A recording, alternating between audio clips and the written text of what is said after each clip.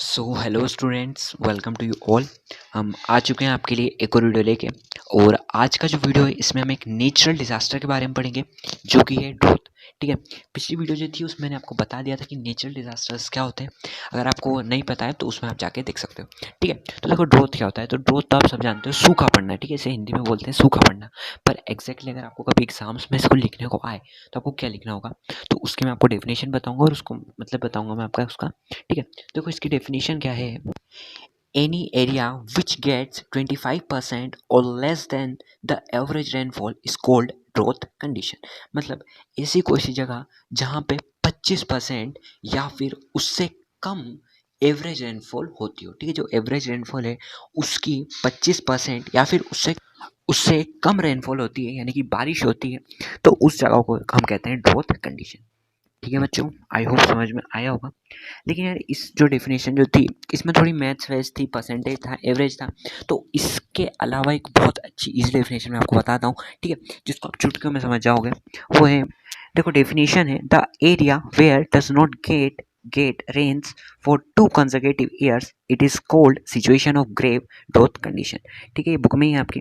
तो देखो इसका मीन क्या है कि मतलब ऐसी जगह जहाँ पे 2 लगातार सालों से बारिश नहीं हुई है। ठीक है, ऐसी जगह जहाँ पे 2 लगातार सालों से बारिश नहीं हुई है उसे भी हम ग्रेव ड्रोथ सिचुएशन कहते हैं। ठीक है, मतलब कि बहुत है ना, कोई पेड़ वेड़ नहीं है, पूरी जगह जो है वो खाली पड़ी हो, बिल्कुल खतरनाक हाईएस्ट लेवल का सूखा पड़ा है। ठीक है, तो इसे हम कहते हैं ड्रोथ। बच्चों मैंने आपको, देखो जो हम पढ़ रहे हैं ड्रोथ वो एक नेचुरल डिजास्टर है। ठीक है, मतलब ह्यूमंस हम नहीं करते, अपने आप होता है। बट बच्चों क्या ये बात एग्जैक्टली ट्रू है? सोच के बताओ। ठीक है, कि जो ग्रोथ है वो क्या वाकई में अपने आप होता है? ठीक है, और मैं आपको एक हिंट देता हूँ कि ग्रोथ सब जगह नहीं होता। ठीक है, आपको भी पता होगा कि ग्रोथ सब जगह नहीं होता। आपके जो शहर में कभी ना कभी ग्रोथ हुआ है। ठीक है, आज आज से 50-60 साल पहले कभी ना कभी ग्रोथ हुआ है, तो बहुत कम चांसेस होंगे। ठीक है, तो इससे ये पता चलता है कि कुछ ही जगहों पर ग्रोथ होता है, सभी जगहों पर ग्रोथ नहीं होता है। तो ऐसा क्यों है? तो इसका एक सीधा सा कारण ये भी है कि ग्रोथ जो होता है वो ह्यूमन फैक्टर्स पे भी डिपेंड करता है। ठीक है, जो ठीक है, अगर ऐसा नहीं है कि नेचुरली अगर ह्यूमंस ने कुछ मिस्टेक की है तो उसके कारण भी ग्रोथ होने के चांसेस हैं। ठीक है, तो हम वो देखते हैं कि क्या क्या ह्यूमंस गलती करते हैं जिनके कारण ग्रोथ होता है। ठीक है, इसमें देखो जो फर्स्ट है वो है इग्नोरिंग लैंड मैनेजमेंट। ठीक है, मतलब कि जो लैंड होती है, जो ज़मीन होती है, उसको मैनेज करके नहीं चलता है। ठीक है, ये देखो एक बहुत कॉमन प्रॉब्लम है, कई जगहों पे ये होती है कि जो लैंड जो होती है उसमें कई सारे फर्टिलाइजर्स और बहुत सारी चीज़ें यूज़ की जाती है। ठीक है, जो उसकी जो उस वक्त के लिए तो उसकी जो पौष्टिकता होती है वो बढ़ा देती है, लेकिन एक वक्त के बाद जो लैंड होता है वो पूरी तरह से खराब हो जाता है। ठीक है, मतलब बंजर हो जाता है, उस पर आप कुछ भी पेड़ पौधे नहीं ग्रो कर सकते हो। और सोचो अगर हम किसी जगह पे पेड़ पौधे ही ग्रो नहीं कर सकते तो फिर वो जगह सूखी पड़ी जाएगी। ठीक है, तो इस तरह से लैंड मैनेजमेंट नहीं हो पाता है। इसके बाद देखो ignoring traditional sources of irrigation, tanks, wells, reservoirs etc. मतलब जो पुराने सोर्सेज हैं इरिगेशन के, ठीक है, सिंचाई सिंचाई के, कि पहले एक टैंक भर लिया करते थे पानी का उसके, और या फिर कुएं खोद लिया करते थे। ठीक है, या फिर रिजर्वायर्स बना देते थे। ठीक है, थोड़ी सी जगह बना देते थे, वहाँ पे पानी जाता था। तो है ना, आप कह सकते हैं नालियों जैसे। तो आज के वक्त में वो नहीं होता है। ठीक है, नई नई मेथड्स आ चुकी हैं।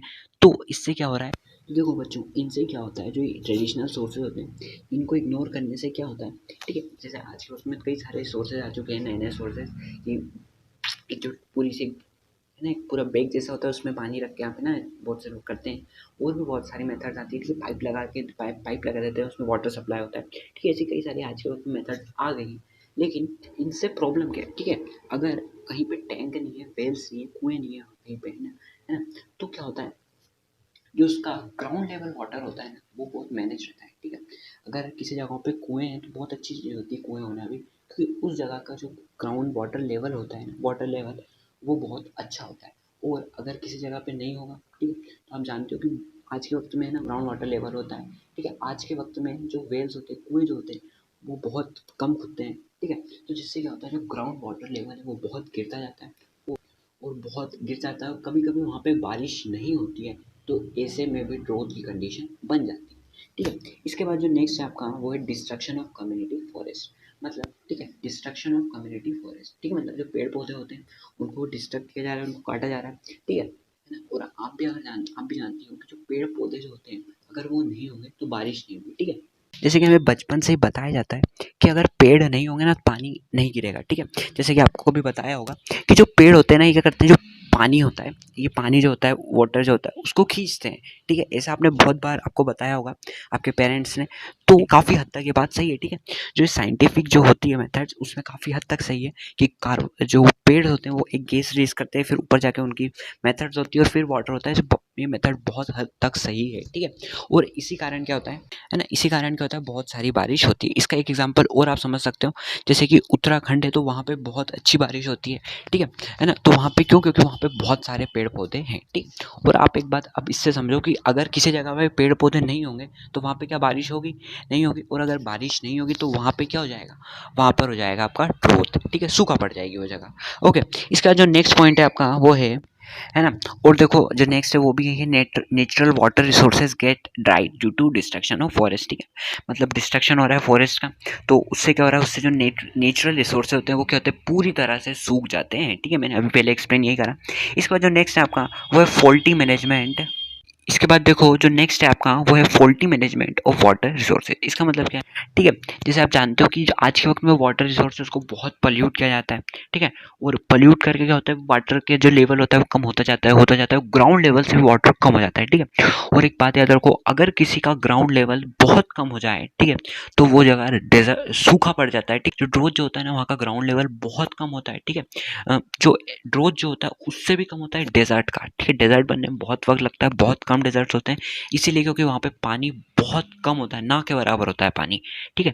इसके बाद ये तो हो गए ह्यूमन फैक्टर्स, मतलब किस तरह से जो ग्रोथ है वो ह्यूमंस के द्वारा होता है, ठीक है। अब अब हम पढ़ेंगे growth prone areas in India, ठीक है। मतलब कहाँ कहाँ पे ग्रोथ होता है इंडिया में। तो इसमें जो फर्स्ट है वो है dry and semi regions of Rajasthan, ठीक है। जो ड्राई और सेमी रीजन है राजस्थान के, वहाँ पे है ना। इन एवरी 2 years, मतलब हर 2 सालों में एक ना एक बार ड्राई और जो सेमी ड्राई रीजन है राजस्थान के, वहाँ पे ग्रोथ होता है, ठीक है। सबसे ज़्यादा अपने इंडिया में सबसे ज़्यादा जो ग्रोथ होता है वो राजस्थान में ही होता है। इसके बाद देखो जो नेक्स्ट है वो है गुजरात, पंजाब, वेस्टर्न उत्तर प्रदेश, तमिलनाडु, है ना, रायलसीमा एंड तेलंगाना, है ना, एरियाज जो होते हैं and growth in every 3 years, ठीक है ना। हर 3 साल में एक ना एक बार यहाँ पे कहीं ना, है ना, ग्रोथ होता है, ठीक है, इन सब जगहों में। इसके बाद देखो eastern Uttar Pradesh, southern Karnataka and Vidarbha areas, ठीक है, इन सब में क्या होता है, 4 साल में एक ना एक बार ग्रोथ होता है। इसके बाद western Bengal, Madhya Pradesh, Chhattisgarh, coastal Andhra Pradesh, central Maharashtra, Kerala, Bihar और उड़ीसा, इन सब में 5 साल में से एक ना एक बार ग्रोथ होता है, ठीक है। तो हमारे मध्य प्रदेश में से 5 में से 1 साल बाद ज़रूर होता है ना, 5 में से 1 ना 1 साल बाद ज़रूर ग्रोथ होता है, ठीक है। तो काफ़ी अच्छी इन्फॉर्मेशन है, और अगर आपके कभी एरिया में, आपके कभी पास में, है ना, आपके कभी ग्रोथ हुआ है तो ज़रूर कमेंट करके बताओ। इसके बाद देखो अब हम देखते हैं कि इसका प्रभाव क्या पड़ता है, ठीक है। इसका प्रभाव क्या पड़ता है, इफेक्ट ऑफ ग्रोथ, या फिर एक तरह से आप ये भी कह सकते हो डिसएडवांटेजेस ऑफ ग्रोथ, ठीक है। कि मतलब जो ग्रोथ है उससे क्या नुकसान होता है आपको, तो वो हम आपको बताते हैं। तो देखो जो फर्स्ट है वो है the effect of growth is seen on kharif crops and rabi crops, ठीक है। तो देखो मैं आपको एक बात और बता दूं, अगर आपको खरीफ और रबी क्रॉप्स नहीं पता ना, तो आप सबसे पहले चैप्टर 2 जो है आपका वो पढ़ के आओ, ठीक है। मैंने आप उसके ऊपर वीडियो बनाई है, तो उस पर जाकर आप समझ सकते हो, मैंने अच्छे से आपको बताया है, ठीक है। मैं आपको और बता देता हूँ हल्का सा कि देखो खरीफ क्रॉप्स वो क्रॉप्स होती है जो जो शुरुआत होता है रेनी सीजन्स का, यानी कि जो बारिश का जो शुरुआत होता है ना, जून जुलाई में, तो उस वक्त वो बो दी जाती है और अक्टूबर नवंबर तक उन्हें निकाल लिया जाता है, ठीक है। और वहीं जो रबी क्रॉप्स होती है तो वो जो अक्टूबर नवंबर होता है उसमें वो बो दी जाती है, और जो समर सीजन होता है, ठीक है, फरवरी मार्च में, उस वक्त तक वो निकाल ली जाती है, ठीक है। तो आप जानते हो। तो यार देखो ये जो क्रॉप्स होती है ये काफ़ी उस वक्त में होती है ना, जब पानी की बहुत ज़रूरत रहती है, ठीक है। रेनी सीजन में होती है, उसके बाद जो विंटर सीजन होता है उसमें, तो विंटर सीजन में भी थोड़ा बहुत पानी आता है, ठीक है, और रेनी सीजन में तो आता ही है। तो ये उस वक्त होती है खेती जब पानी की बहुत ज़रूरत होती है। लेकिन सोचो किसी जगह पर ड्रॉथ हो जाए, सूखा पड़ जाए, तो वहाँ पे क्या खेती होगी, नहीं होगी। तो इस तरह से जो ड्रॉथ है वो रबी एंड खरीफ क्रॉप्स को नुकसान पहुँचाता है, ठीक है। जो नेक्स्ट है आपका वो है इंक्रीज इन अनएम्प्लॉयमेंट, ठीक है, मतलब बेरोजगारी बढ़ेगी। ऐसा क्यों कि देखो किसी जगह पे सूखा पड़ जाएगा तो वहाँ पे किसानी तो होगी नहीं, और बहुत सारे किसान क्या हो जाएंगे, बेरोजगार हो जाएंगे, ठीक है। इसके बाद जो नेक्स्ट है आपका ठीक है। इंक्रीज इन पॉवर्टी, ठीक है, गरीबी बढ़ेगी, गरीबी का आप सेम एग्जांपल ले सकते हो, ठीक है। जैसे बहुत सारे किसान जो जाएंगे, उनकी जो खेती की जगह होगी वो पूरी तरह से नष्ट हो जाएगी, ठीक है, वहाँ पे पानी नहीं रहेगा, तो वो वहाँ पे क्या करेंगे, ठीक है, गरीब हो जाएंगे। इसके बाद नेचुरल ब्यूटी अफेक्टेड, ठीक है, जो प्राकृतिक सुंदरता, ठीक है, जो प्राकृतिक सुंदरता होती है वो पूरी तरह से खत्म हो जाएगी, ठीक है। क्योंकि अगर सोचो किसी जगह पे पानी ही नहीं होगा तो वहाँ पे क्या कुछ पेड़ उगेंगे, नहीं उगेंगे, और अगर नहीं उगेंगे तो पूरी तरह सूखा, है ना, तो वहाँ की नेचुरल ब्यूटी पे अफेक्ट होगी। और आप भी जानते हो बहुत सारे हैं, बहुत सारे एग्जांपल्स है, मैं एक और बता देता हूँ। Fall in ground water level, ठीक है, जो ग्राउंड वाटर लेवल होता है उसमें भी काफ़ी गिरावट आएगी, ठीक है बच्चों। तो ये हो चुके हैं इफेक्ट्स। अब एक और चीज़ आती है कि इसे किस तरह से रोका जाए, ठीक है ना, steps to minimise the ill effects of growth. तो बच्चों इसको मैं आपको एक होमवर्क दे रहा हूँ कि इसको आपको खुद को लिखना है, ठीक है, इसको आपको खुद को समझ के खुद को लिखना है। और मैं आपको शायद मैं थोड़े बहुत दिनों में एक लाइव क्लास लूँगा, उस क्लास में आपको ये समझा दूंगा, ठीक है। तो टेंशन लेने की आपको कोई बात नहीं है। और आई होप आपको वीडियो अच्छी लगी होगी। अगर आपको वीडियो अच्छी लगी हो तो लाइक शेयर सब्सक्राइब जरूर करो, और कुछ भी डाउट है ना तो कमेंट ज़रूर कर दो। Thank you.